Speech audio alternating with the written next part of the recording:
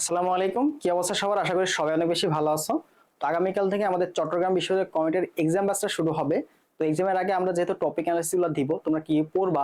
তো আগামীকালকে তোমাদের ভেক্টর এবং অ্যাপ্রোপ্রিয়েট প্রিপোজিশন এ থেকে সম্ভবত ডি বা এই পর্যন্ত দেওয়া আছে। তো এগুলো আসলে কিভাবে পড়বা এটা নিয়ে গাইডলাইন দেওয়া হচ্ছে। তো আমরা এখানে ভেক্টর পার্ট থেকে সবচেয়ে রিপিটেড যে প্রশ্নগুলো আসছে, মানে ছবিতে কিন্তু তোমার ম্যাক্সিমাম টাইপ রিপিট হয়, এবং গত বছর যে প্রশ্নটা আসছে ভেক্টর থেকে ওইটাও কিন্তু আগের বছরের টপিক থেকে রিপিটেড। ঠিক আছে, তো সেগুলো আলোচনা করব যে কোন টপিকগুলো ভালো করে পড়া দরকার।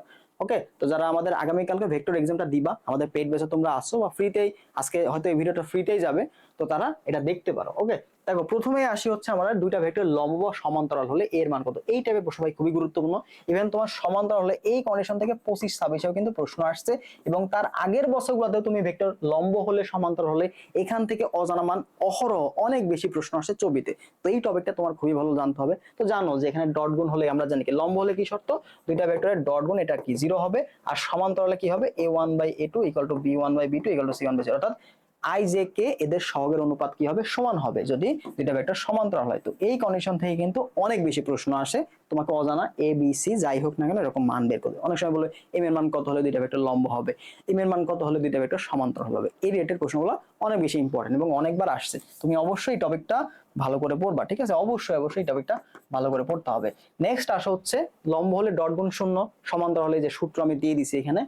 নেক্সট আসো ভেক্টরের লব্ধি। তো লব্ধি থেকে দুইটা জিনিস তোমাকে দিবে, লব্ধির সূত্র থেকে ম্যাক্সিমাম তোমাকে দিবে সর্বোচ্চ লব্ধি কখন হবে, যখন মধ্যবর্তী কোণ 0 ডিগ্রি বা 0 ডিগ্রি। আবার সর্বনিম্ন লব্ধি কখন হবে, 180 ডিগ্রি। বা যদি 90 ডিগ্রি হয় সেক্ষেত্রে লব্ধি কত হবে, 90 ডিগ্রি হলে সেক্ষেত্রে লব্ধি হবে কত বলতো, P square plus Q square.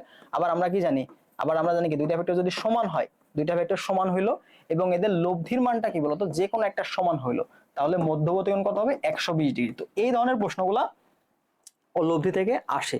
অবশ্যই এগুলো একটু নোট করে নাও, কারণ এখানে পিডিএফটা লেখাগুলো থাকবে না, জাস্ট টপিকগুলো পিডিএফ যাবে। ওকে, এজন্য একটু নোট করে নিবা, বুঝে নিবা যে কি কি পড়বা। নেক্সট আসো হচ্ছে তোমার অবস্থান ভেক্টর। অবস্থান ভেক্টরটা অবশ্যই তোমরা জানো, দুইটা বিন্দুর পয়েন্ট তোমাকে দেওয়া থাকবে, দুইটা পয়েন্ট, সেখান থেকে তোমাকে বলবে যে পিকিউ ভেক্টর কত বা পিকিউ ভেক্টর মান কত, অবস্থান ভেক্টর নির্ণয়। ঠিক আছে, নেক্সট আসো ভেক্টর দ্বারা মান নির্ণয়। তোমাকে একটা ভেক্টর দেওয়া থাকলো বলো যে ভেক্টরটার মান কত, অথবা তোমাকে একটা ভেক্টর দেয়া দিল, ঠিক আছে, দিয়ে দিল বলো যে এক্স ওয়াই তলের মান কত। তো এক্স ওয়াই মানে কি, আই এবং যে পার্টটা আছে ওইটার নিয়ে আমরা উপাংশ নিয়ে মান বের করব। ঠিক আছে, তো আমাদের হচ্ছে অবস্থান ভেক্টর অথবা ভেক্টর মান নির্ণয় সংক্রান্ত গাণিতিক সমস্যাও কিন্তু ছবিতে আসতে দেখা যায়। ঠিক আছে, এই টপিকটা ভালো, মানে খুবই ইজি টপিকগুলো বারবার রিপিটের আসে। ঠিক আছে, টপিকগুলো থেকেই রিপিট আসে প্রশ্নগুলো। দেন আসলে দুইটা ভেক্টর ডট গুণ, এখান থেকেও প্রশ্ন আসছে। তো ডট গুণ, সিম্পল ডট গুণ তোমাকে আসবে, দুইটা ভেক্টর ডট গুণ তোমাকে বের করতে হবে, অথবা তোমাকে কাজ W = F.S এই ধরনের প্রশ্নগুলাই দিবে। নেক্সট আসো দুইটা ভেক্টরের মধ্যবর্তী কোণ, এটা খুবই গুরুত্বপূর্ণ, মধ্যবর্তী কোণটা খুবই গুরুত্বপূর্ণ, ভালো করে দেখবা।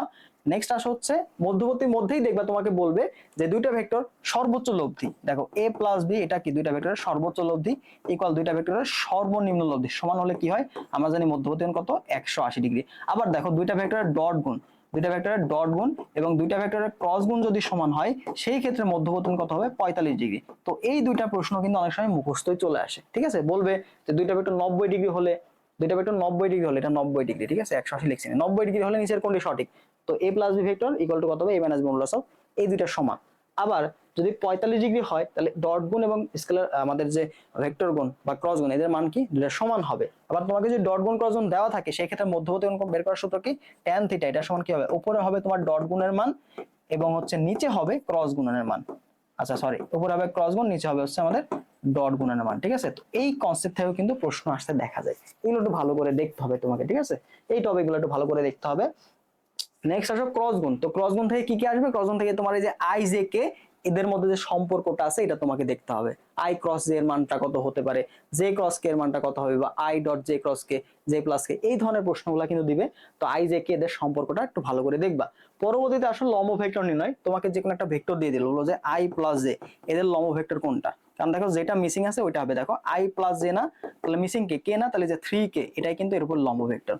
ঠিক আছে, তো এইভাবে লম্ব ভেক্টর কিভাবে বের করতে হয় এটা অবশ্যই তোমাকে জেনে নিতে হবে, বিশেষ করে আয়ত একক ভেক্টরের ক্ষেত্রে। দেন আসো এক্স ওয়াই এর সমতলে, যেটা আমি আগেই বলছি যে একটা ভেক্টর তোমাকে দেওয়া থাকবে, বলবে যে এক্স ওয়াই তলের দৈর্ঘ্যটা কত। ঠিক আছে, যেমন আমি যদি একটা উদাহরণ দিই, সাপোজ এ এটা সমান কত বলো তো, 3i প্লাস হচ্ছে 2j প্লাস হচ্ছে 3k। তো আমাদের যদি এক্স ওয়াই তল বলে, এক্স ওয়াই কি, এক্স বরাবর আছে আই একক ভেক্টর এবং ওয়াই আছে কি, জে একক ভেক্টর। তো দেখো আই এবং জে এই পার্টটা আমরা নিব, ঠিক আছে, এই পার্টটা আমরা নিব। এক্স ওয়াই বরাবর উপাংশ কত আসলো 3i প্লাস 2z। এরপর এটার মান তুমি বের করো, মান কি root over 3 square plus 4 square. তো এই জিনিসটাই তোমাকে বের করতে বলছে, ঠিক আছে। তো এক্স বরাবর বললে এক্স ওয়াই বললে আই জে নিব, ওয়াই জেড বললে জে কে নিব, জেড এক্স বললে আই কে নিব, ঠিক আছে। যেটা বরাবর উপাংশ আছে ওই পার্টগুলো নিব। আই যে 3i এই যে 2z, এই জন্য কি আমরা এক্স ওয়াই নিছি, ঠিক আছে, বারবার মান বের করছি। তো এই ধরনের প্রশ্নগুলো তোমার দিয়ে দেয়। আরেকটা টপিক থেকে প্রশ্ন আসে সেটা হচ্ছে ডাইভারজেন্স, ঠিক আছে। ডাইভারজেন্স থেকে প্রশ্ন আসছে ছবিতে অলরেডি, তো ডাইভারজেন্সটা তুমি ভালো করে দেখবা। তো এখানে যে টপিকগুলো আছে এই টপিকগুলোই বারবার রিপিট হয়। এই টপিকগুলো আমি কিন্তু খুব বেশি টপিক লিখি নাই, খুব কম টপিকে আছে, বারবার একই জিনিস কিন্তু রিপিটেড হয়, ঠিক আছে। তো এই টপিকগুলো একটু ভালো করে তোমার পড়তে হবে, ঠিক আছে, ভালো করে পড়তে হবে। এরপরে আমাদের যে পরীক্ষার যে প্রশ্নটা আছে সেটা হচ্ছে ভেক্টরের সাথে তোমাদের ইংলিশ পার্টটাও থাকবে। তো ইংলিশের জন্য আমি এখানে শর্ট করে একটু বলে দিই। দেখো ইংলিশের জন্য তুমি কি করবা, ইংলিশ আসছে অ্যাপ্রোপ্রিয়েট প্রিপোজিশন যেটা আছে, অ্যাপ্রোপ্রিয়েট প্রিপোজিশন। তো তোমাদের আমি একটা নির্দিষ্ট সংখ্যা বলে দিছি বা এই পর্যন্ত তোমাদের পড়তে হবে অ্যাপ্রোপ্রিয়েট প্রিপোজিশন। সেই ক্ষেত্রে তোমার প্রথম কাজ হচ্ছে তোমার ছবিতে কোনগুলো আসছে, ঠিক আছে, ছবিতে কোনগুলো আসছে প্লাস অন্যান্য ভার্সিতে কোনগুলো আছে, এই কাজটা তোমার সবার আগে করতে হবে। এই দুইটা কাজ, ঠিক আছে, ছবিতে এবং বিভিন্ন ভার্সিতে কি কি প্রশ্নগুলো আসছে, অ্যাপ্রোপ্রিয়েট প্রিপোজিশন থেকে কি কি আসছে। তো তোমার কাছে যে কোনো একটা বই তোমার লাগবে, তোমার কাছে হয়তো মাস্টার বই থাকতে পারে বা তোমার কাছে হয়তো অ্যাপেক্স বই থাকতে পারে, যেটা ইংলিশের জন্য কম্পিটিটিভ ইংলিশের জন্য আর কি পড়ি আমরা, ঠিক আছে, যে কোনো একটা বই যেখানে বিগত বছরের প্রশ্নগুলো তোমার থাকে। এখন যদি বলো ভাই বইটা ভাই সবই যদি আমি দিই তাহলে তোমার কাজ কি, বলো, তোমাকে তো অবশ্যই বইটা কিনতে হবে পড়ার জন্য, তাই না? এখন 350 টাকা ফি দিয়ে তুমি যদি সবকিছু চাও তাহলে তো প্রবলেম। তো দেখো এখান থেকে তোমাকে একটা বই পড়তে হবে, একটা বই তোমার লাগবে, বুঝো না, একটা বই তোমার অবশ্যই লাগবে।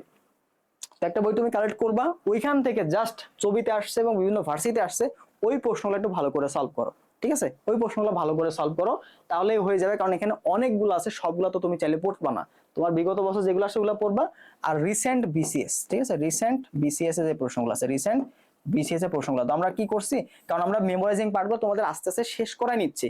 কারণ এটা হুট করে তোমাকে যদি বলি অ্যাপ্রোপ্রিয়েট প্রিপারেশন পড়ো তো একদিনে তুমি শেষ করতে পারবে না। বাট এখন থেকে তুমি যদি অল্প অল্প করে পড়া শুরু করো, তোমার কিন্তু লম্বা একটা ভোকাবুলারি তোমার জানা হয়ে গেল। আর তোমার ভোকাবুলারি জানা মানে তুমি কিন্তু পরীক্ষায় ইংলিশে ভালো করবা। আর ইংলিশে যেহেতু 25 মার্ক, সো অবশ্যই আমাদের মেমোরাইজিং পার্টটা আগে শেষ করে রাখলে আমরা গ্রামার পার্টগুলো শেষ করতে পারবো। আর আমি এটা টপিক অ্যানালিসিস খুব দ্রুত দিয়ে দিব, যাতে তোমরা আগে থেকে ইংলিশ পার্টটা আস্তে আস্তে পড়ে ফেলতে পারো। তুমি দেখবে রুটিনে আমরা কি করছি, ইংলিশ পার্টের জন্য শেষের দিকে সময় রাখছি, ওখানে আমরা প্রায় 10 দিনের মতো সময় দিব তোমাদের, এবং 10টা ইংরেজি পরীক্ষা হবে ইনশাল্লাহ, ওখানে কভার করে দিব। আর তার আগে থেকে টপিকগুলো তোমাদের দিয়ে দিব, তুমি পড়বা।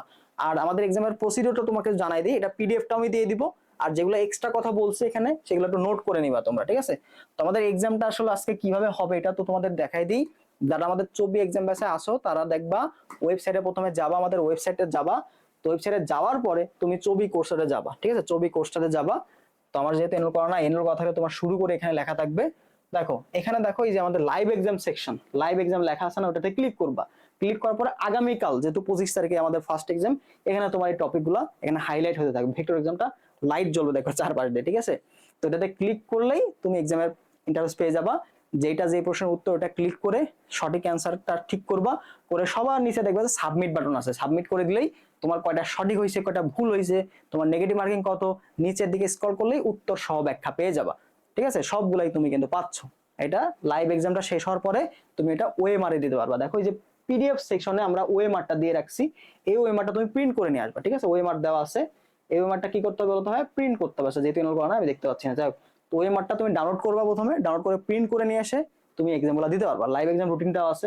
আর ডিসকাশন গ্রুপে তোমাদের হচ্ছে ওই যে আমাদের গ্রুপটা দেওয়া আছে, অবশ্যই এটাতে জয়েন হয়ে যাবা যারা এখনো জয়েন হও নাই। আর ক্লাস সেকশনে আমাদের ক্লাস যেগুলো নিব, যদি ক্লাস নেই ছবির জন্য স্পেশাল, আর আমাদের যে এই ভিডিওগুলো গাইডলাইন ভিডিওগুলো তোমার কিন্তু এখানে থাকবে। তো এগুলো তো তোমরা কালেক্ট করে নিবা, ওকে। যারা ছবিতে পরীক্ষা দিবা আশা করছি একটা ভালো একটা জার্নি তোমাদের সাথে ইনশাআল্লাহ আমাদের হবে। কি কি পড়বা না পড়বা, আমাদের যেহেতু এখনো ডিসকাশন গ্রুপ আছে, এখান থেকেও তুমি আমার সাথে কথা বলতে পারবা, যে কোনো সমস্যা নিয়ে গাইডলাইন নিয়ে ইনশাআল্লাহ আমি তোমাকে হেল্প করার চেষ্টা করব, ওকে। তো ভালো থাকো সবাই, আজকে এই পর্যন্তই। নেক্সট আবার আমরা পরবর্তী যে পরীক্ষাটা আছে ওইটার টপিক অ্যানালাইসিস তোমাদের দিয়ে দেবো, এবং এটা তোমাদের জন্য থাকবে প্রাইভেট আকারে থাকবে, পাবলিক হবে না, ওকে। আল্লাহ হাফেজ।